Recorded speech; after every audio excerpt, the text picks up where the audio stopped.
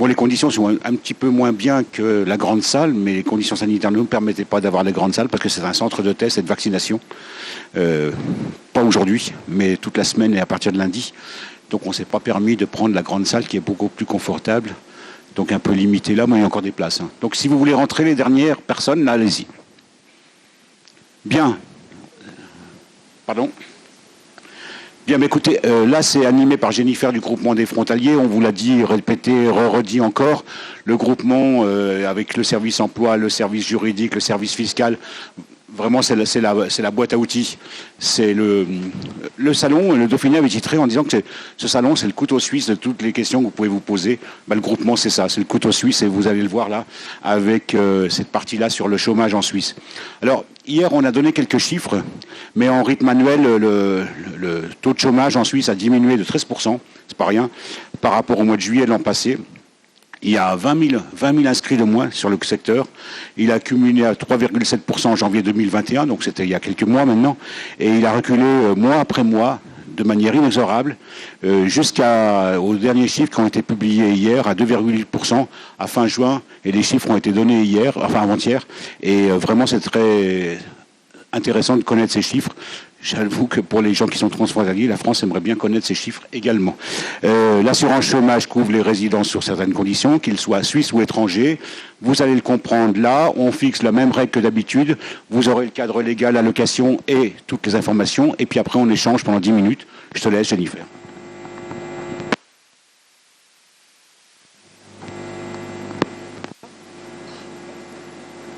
Bonjour à tous, ça y est, on m'entend. Donc, bienvenue dans cette conférence sur le chômage. Je m'appelle Jennifer Raffi, je suis juriste au groupement transfrontalier européen et donc je vais vous présenter la prise en charge par Pôle emploi aujourd'hui. Donc je vais faire très rapidement sur le cadre légal, après je irai un peu plus lentement sur l'allocation de chômage, on verra ensuite la procédure d'inscription, la protection sociale et les adresses utiles. Alors je démarre tout de suite parce qu'on n'a pas beaucoup de temps. Donc vous le savez certainement en tant qu'actif frontalier, si vous venez à perdre votre emploi, c'est votre pays de résidence qui vous prendra en charge au titre du chômage et non pas votre pays d'emploi. Donc ça c'est prévu par le règlement européen 883/2004. C'est lui qui impose cette règle que les frontaliers doivent être pris en charge par leur pays de résidence. Ensuite, vous êtes pris en charge exactement de la même manière que n'importe quel travailleur en France qui perdrait son emploi. Donc on va vous faire application exactement des mêmes règles, donc des dispositions nationales, en l'occurrence le décret du 26 juillet 2019 qui a abrogé donc la convention d'assurance chômage du 14 avril 2017. Donc il n'y a pas de règles spécifiques pour les frontaliers. On vous applique exactement les mêmes règles que pour n'importe quel Français qui perd son emploi en France. Enfin Français ou autre, mais en tout cas qui travaille en France et qui perd son emploi. Donc ce décret du 26 juillet 2019, il est entré en application depuis le 1er novembre 2019. Certaines dispositions devaient entrer en vigueur au 1er avril 2020 et pendant la période transitoire, on continuait à appliquer l'ancienne convention de chômage. Et puis est arrivé le Covid-19 et ça a un peu chamboulé pas mal les choses. Donc il y a eu pas mal de suspensions sur les nouvelles règles. Il devait y avoir notamment l'entrée en vigueur d'un nouveau calcul, la dégressivité, donc on en parlera après. Ça a été suspendu pendant une longue période et c'est de nouveau entré en vigueur récemment. Donc là, je vous ai préparé un tableau où vous pouvez voir les différences avant l'entrée en vigueur du décret, depuis ce que prévoyait en tout cas le décret et ce qui se passe effectivement actuellement. Donc dans les changements majeurs que prévoyait le décret, c'était l'affiliation chômage, donc qui devait passer de 4 à 6 mois. Aujourd'hui, on est toujours sur 4 mois. À cause de la crise sanitaire, jusqu'à retour à meilleure fortune. Donc ça peut rechanger. Après, ce qui a la grosse nouveauté de ce nouveau décret, c'est la dégressivité de l'allocation chômage, qui s'applique en principe dès le 7e mois d'indemnisation. Donc cette dégressivité, elle a été suspendue depuis le 1er mars 2020. Elle vient d'être réactivée depuis le 1er juillet 2021. Et puis l'autre gros changement de ce décret, c'était le nouveau calcul sur l'allocation chômage qui devait entrer en vigueur déjà l'année dernière, qui a été suspendu, reporté, re-reporté, annulé par le Conseil d'État et finalement qui vient d'entrer en vigueur à compter du 1er octobre dernier. Donc pour percevoir l'allocation chômage, vous devez remplir un certain nombre de conditions. La première d'entre elles, c'est déjà d'être en rupture involontaire de contrat de travail, c'est-à-dire d'avoir été licencié ou d'être en fin de contrat CDD, ou éventuellement d'être dans un cas de démission considéré comme légitime. Attention, si vous faites une rupture conventionnelle avec votre employeur suisse, ça ne vous ouvrira pas de droit au chômage en France. En France, on connaît la rupture conventionnelle et ça ouvre des droits au chômage, mais ça, ce n'est pas valable pour un contrat de droit suisse. Donc il faut absolument que ce soit un licenciement, une rupture à l'initiative de l'employeur ou une fin de CDD idéalement. Après, il y a aussi une condition d'affiliation, donc vous devez avoir cotisé un certain nombre de mois pour bénéficier du chômage, on le verra dans la slide suivante. Il y a une condition d'âge, c'est-à-dire que si vous avez déjà l'âge de 62 ans, vous êtes en âge de retraite en France. Donc pour pouvoir percevoir le chômage, il faudra justifier ne pas pouvoir déclencher votre retraite française à taux plein. Sinon, vous ne pourrez pas bénéficier du chômage en France. Il faut évidemment être apte à l'exercice d'un emploi, être en recherche effective et permanente d'un emploi, être inscrit sur la liste des demandeurs d'emploi et enfin résider sur le territoire français. Donc là, vous voyez le tableau pour la durée d'affiliation minimum et la durée d'indemnisation en fonction de l'âge. Donc pour les moins de 53 ans, vous devez avoir travaillé au moins 130 jours pour bénéficier d'une allocation chômage. On va regarder ces 130 jours sur les 24 derniers mois qui précèdent votre contrat de travail. Pour les 53 ans et plus, c'est toujours 130 jours, mais là, on va regarder sur les 36 derniers mois. Au minimum, vous serez indemnisé la durée d'affiliation. Donc au minimum, 6 mois, mais 4 mois actuellement à cause de la crise sanitaire. Et au maximum, donc 730 jours pour les moins de 53 ans, 30 mois pour les 53 ans et 54 ans. Et à partir de 55 ans, vous avez 3 ans de chômage.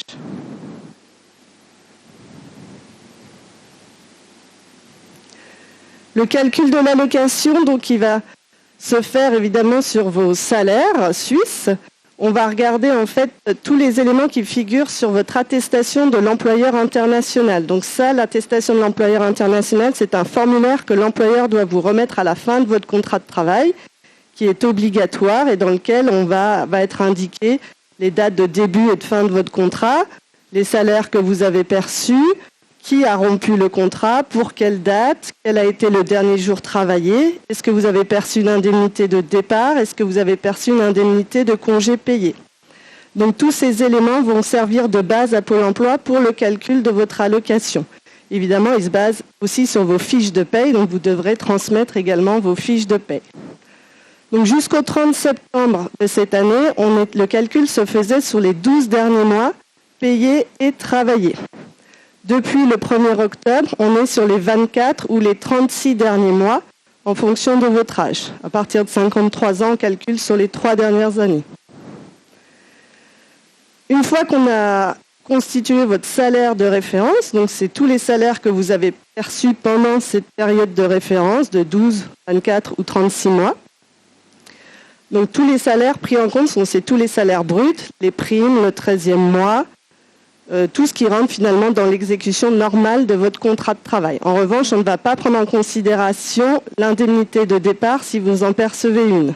Ça va créer par contre un différé d'indemnisation. Vous ne serez pas indemnisé immédiatement si vous recevez une indemnité de départ. Idem si vous recevez une indemnité compensatrice de congés payés, si vous n'avez pas soldé vos vacances, ça créera également un différé d'indemnisation. Au maximum, donc, le plafond du salaire qu'on va prendre en compte, c'est 13 712 € actuellement. On va convertir vos francs suisses, évidemment, en euros. Donc là, il y a un taux de change qui sort tous les trimestres, qui est fixé par une commission européenne, exprès pour ça, pour le chômage. Et donc, actuellement, là, le 4e trimestre, le taux de change a été fixé, vous le voyez, à 0,92 1153 €.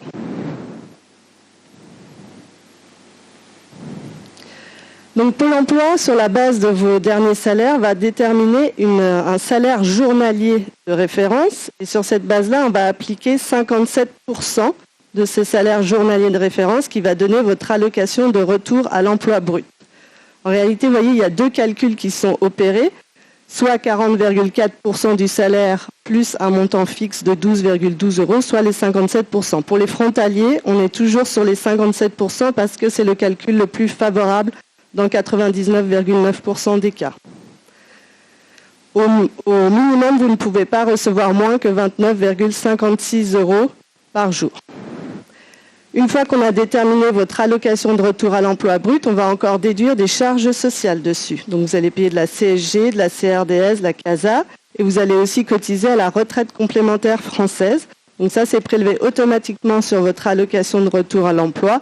Ça correspond grosso modo à 11,37% de charges qu'on vous prélève sur votre allocation de retour à l'emploi brut.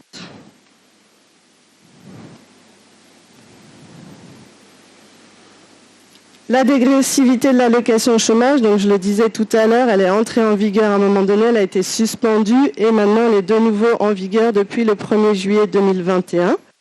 Donc elle concerne uniquement les allocataires qui perçoivent une allocation de retour à l'emploi supérieure à 85,18 € brut par jour, ce qui correspond à un salaire d'environ 4 500 € et qui ont moins de 57 ans à la date de la fin de leur contrat de travail. Cette dégressivité, elle est applicable normalement dès le 7e mois d'indemnisation. Donc les 6 premiers mois, vous recevez votre allocation à plein. Et dès le 7e mois, vous avez la dégressivité qui s'applique. Donc c'est moins 30% sur votre allocation de retour à l'emploi brut. Actuellement, pour cause de Covid, elle s'applique à compter du 9e mois d'indemnisation, jusqu'à retour à meilleure fortune. Il y a un seuil plancher, c'est-à-dire que même en appliquant les moins 30%, vous ne pouvez pas descendre en dessous d'un certain montant qui est actuellement de 85,18 € par jour. Et donc cette dégressivité, elle s'applique évidemment après jusqu'à la fin de vos droits.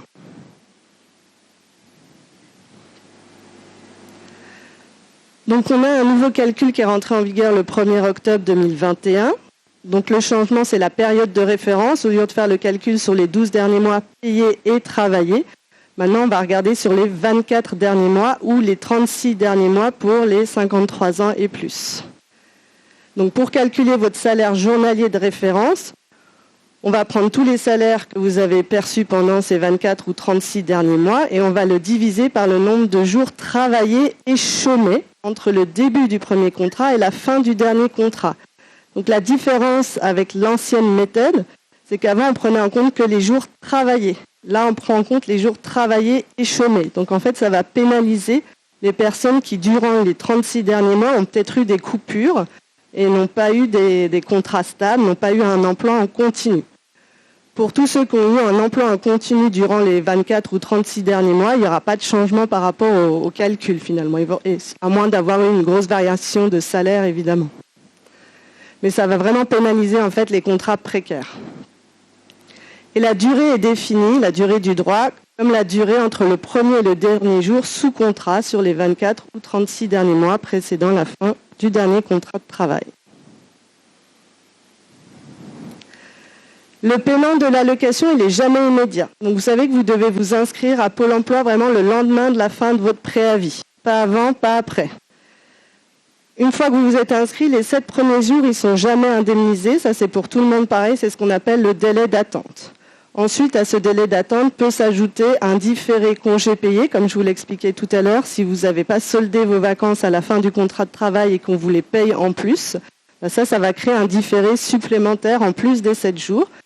Idem pour si vous recevez une indemnité de départ, une indemnité liée à la rupture de votre contrat de travail.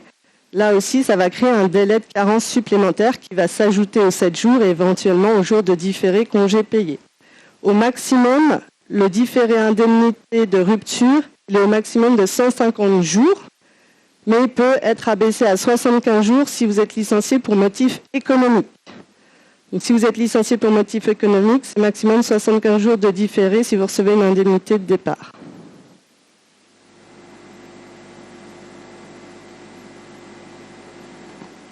Alors, qu'est-ce qui se passe si vous êtes en fin de droit, chômage, une fois que vous avez épuisé vos 24 ou 36 mois d'indemnisation?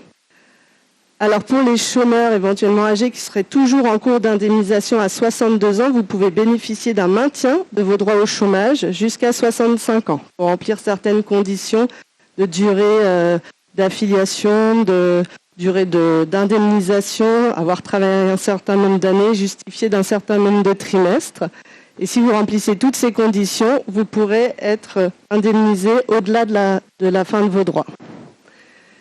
Sinon, si vous n'avez pas retrouvé d'emploi et que vous n'avez plus de droit au chômage, vous bénéficierez à ce moment-là de l'allocation spécifique de solidarité, éventuellement si, en fonction de vos ressources, puisque c'est sous condition de ressources, et vous pourrez bénéficier d'un montant, vous voyez, de 16,89 € par jour.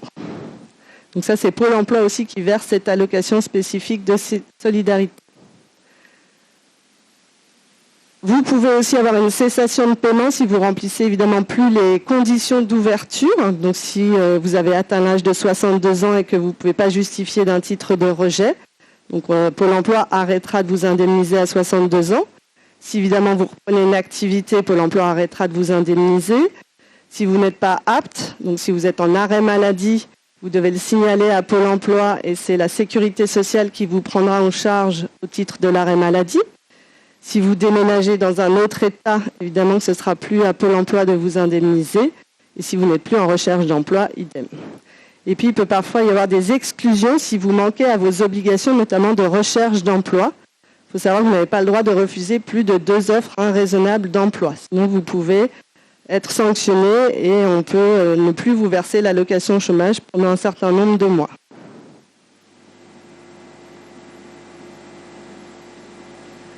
Donc la procédure d'inscription, il y a des démarches à faire dans les 2 pays, en Suisse et en France. Donc en Suisse, c'est évidemment l'employeur, comme je vous le disais, doit absolument vous remettre l'attestation de l'employeur international avec lequel vous pourrez faire ensuite le formulaire U1 qui est à faire auprès de la Caisse cantonale de chômage. C'est ces 2 formulaires-là que vous devrez remettre à Pôle emploi. Par contre, il ne faut pas attendre d'avoir ces documents pour vous inscrire à Pôle emploi. Dans tous les cas, vous vous inscrivez le lendemain de la fin de votre contrat et vous fournirez ces pièces au fur et à mesure que vous les obtiendrez. L'employeur a en principe 7 jours pour vous remettre l'attestation de l'employeur à l'issue de votre contrat de travail. Il y a également des démarches en France, donc l'inscription évidemment à Pôle emploi le lendemain de la fin de votre contrat de travail. Et vous devrez également vous réaffilier au régime général de la sécurité sociale, puisqu'étant au chômage, vous allez sortir du droit d'option, CMU ou l'AMAL, et réintégrer le régime général sécurité sociale. Mais ça ne se fait pas automatiquement. Donc c'est à vous d'informer la CPM de votre lieu de résidence que vous êtes demandeur d'emploi. Il faudra leur transmettre à ce moment-là un avis d'admission et la lettre, aussi copie la lettre de votre licenciement. Donc la CPM vous affiliera au régime général et si vous êtes au CNTFS, ils préviendront le CNTFS que vous n'êtes plus de leur ressort.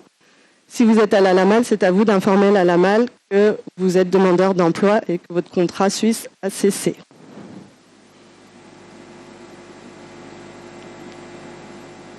Voilà, donc là je viens de parler de l'assurance maladie. Donc en étant au chômage, vous êtes obligatoirement affilié à la sécurité sociale, que ce soit pour la maladie ou l'accident. Le fait d'être au chômage, ça peut également changer votre situation par rapport aux allocations familiales, notamment par rapport à la priorité du droit, qui verse prioritairement les allocations familiales. Est-ce que c'est la France, est-ce que c'est la Suisse? Si vous avez du chômage, ce sera la France qui sera prioritaire. Donc il faudra informer la CAF de votre changement de situation. Et par rapport aussi à votre 2e pilier, n'oubliez pas de faire les démarches pour transférer votre 2e pilier sur un compte ou une police de libre passage, puisqu'il ne peut pas rester dans la caisse de l'employeur, sauf conditions particulières pour les 58 ans et plus. Là, je vous ai mis des adresses utiles. Donc, vous avez le site de Pôle emploi, le site de la CPAM. Si vous voulez voir à quoi ressemble l'attestation de l'employeur international, elle est téléchargeable sur le site espace.emploi-emploi.ch, sachant que ce n'est pas à vous, en principe, de la fournir à votre employeur. L'employeur doit savoir ce que c'est et c'est lui qui l'a rempli et qui vous la délivre. Et pour la demande de U1, donc il faudra passer par la caisse cantonale ou syndicale de chômage. Là, je vous ai mis l'adresse de la caisse genevoise de chômage. Sachez que vous pouvez faire les démarches en ligne. Vous n'avez pas besoin de vous déplacer auprès de la caisse cantonale de chômage. Vous pouvez faire directement la demande du formulaire U1 sur leur site internet.